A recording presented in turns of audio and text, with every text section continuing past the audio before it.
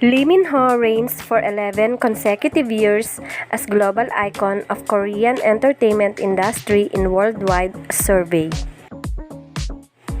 The actor has retained his status as the most beloved Korean actor worldwide for 11 consecutive years, cementing his reputation as a living legend.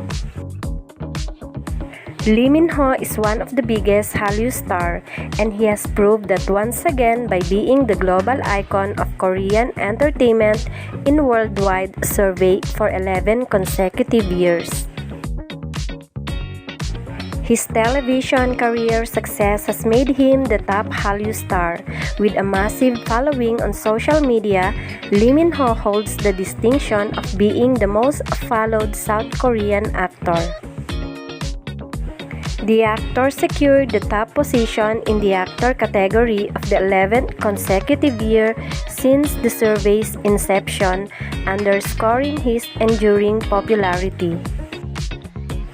Not to mention, he is the #1 recognized Hallyu star in all over the world. Lee Min-ho is a South Korean actor and singer who gained widespread fame in Korea and parts of Asia with his role as Go Eun in Boys Over Flowers in 2009. As for his looks, beauty is subjective, but many people find Lee Min-ho attractive due to his tall height, chiseled features, and charismatic on-screen presence.